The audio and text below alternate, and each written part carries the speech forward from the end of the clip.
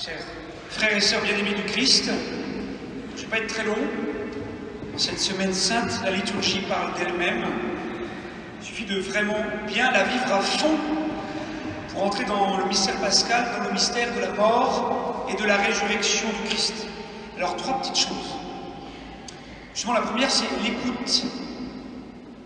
Dans le livre d'Isaïe que nous avons entendu, il est dit « Chaque matin, il éveille mon oreille pour qu'en disciple, j'écoute. » C'est le principe même de la liturgie que d'écouter, comme vous venez de le faire pour tout l'évangile de la Passion. Et c'est comme ça pour toute la semaine sainte, avec des offices parfois un peu longs, déployés, denses, intenses, et nous devons véritablement écouter, et par là, offrir notre présence, notre attention, toute notre personne, afin d'être vraiment disciples pour accueillir et vivre le mystère que nous sommes invités à intégrer dans toutes les dimensions de notre être. Donc prenons vraiment le temps d'écouter en étant vraiment attentifs, présents, offerts. C'est pourquoi, par exemple, cet après-midi, nous allons couvrir toutes les statues et les croix de la cathédrale, afin que rien ne détourne l'attention du disciple en cette semaine sainte. Tout doit être centré sur la croix, centre et cœur du monde et de chacune de nos vies. Et la liturgie est belle et une profonde pédagogie pour nous donner d'entrer dans ce mystère. Alors vivons-la, écoutons avec notre cœur. La deuxième chose, c'est la docilité et l'obéissance à Dieu, cette humilité. Nous avons parfois une tendance à mettre Dieu à l'épreuve, à le provoquer, à nous révolter, et nous tombons dans le piège du démon.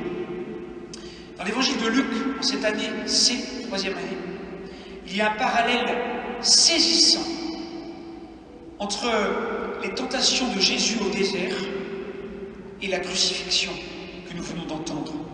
Dans les deux cas, Jésus est tenté 3 fois. Dans le désert, par le démon, si tu es le Fils de Dieu, transforme cette pierre en pain. Si tu es le Messie, si, etc. Et là, crucifié sur la croix, Jésus est moqué et tenté. Et les chefs des prêtres, la foule, le mauvais larron, lui assènent par 3 fois: si tu es le Messie de Dieu, si tu es l'élu de Dieu, sauve-toi toi-même. Si tu es le roi des Juifs, si tu es le Christ, sauve-toi toi-même. On met Jésus à l'épreuve. Parce qu'on voudrait un Dieu qui soit un roi tout-puissant, un super-héros hyper fort, qui ne souffre pas, qui écrase l'ennemi, qui en impose, qui domine. Alors que le bon larron, humblement, lui a tout compris. Jésus, souviens-toi de moi. Il a reconnu le juste et l'innocent. Il a reconnu le Fils de Dieu, Dieu lui-même, dans sa faiblesse, son impuissance, dans sa compassion, dans sa douceur, dans son amour, dans son obéissance au Père. Il désire être pardonné et il est pardonné. Il est le premier sauvé au paradis et c'est un bandit. Ça doit nous rassurer. Les prostituées et les publicains nous devancent dans le royaume de Dieu parce qu'ils sont dociles à la miséricorde de Dieu. Ils sont humbles et petits. Alors, chers amis, soyons dociles à cette miséricorde. Ne tentons pas le Seigneur en faisant le jeu du démon. Cultivons cette nécessaire humilité pour reconnaître Jésus, pour voir Jésus et le suivre dans son royaume. Et troisième chose, chers amis, justement, le cœur, le centre de notre vie. Alors, une fois n'est pas coutume, je vous invite à faire vos kékés. Ne pas rouler c'est pas rouler des mécaniques, c'est pas ça. Mais le kéké, la kénose et le kérigme. La kénose et le kérigme, dont parle la lettre aux Philippiens que nous avons entendue. La kénose, c'est l'abaissement, l'anéantissement. Dieu s'est vidé de lui-même pour devenir homme, jusqu'à mourir sur une croix par amour pour se donner à nous. Et c'est ce qui conduit à professer le kérigme. Le kérigme, c'est le cœur de notre foi qu'il faut connaître et annoncer.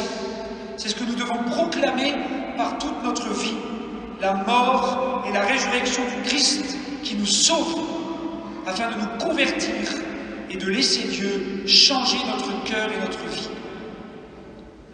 Alors, chers amis, voilons les statues pour mieux dévoiler notre cœur et laisser l'amour de Dieu nous toucher et nous remplir en cette semaine sainte.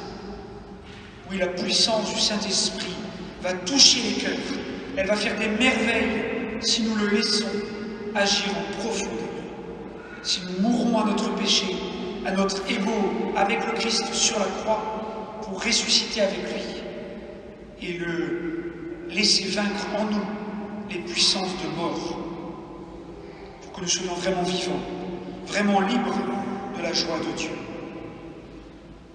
Oui, que la Vierge Marie, Notre-Dame, notre Mère, nous aide à croire, à espérer, à aimer, en vivant vraiment notre foi au Christ, mort et ressuscité pour nous sauver. Je vous salue Marie, pleine de grâce. Le Seigneur est avec vous. Vous êtes bénie entre toutes les femmes, et Jésus, le fruit de vos entrailles, est béni. Sainte Marie, Mère de Dieu, priez pour nous pauvres pécheurs, maintenant et à l'heure de notre mort.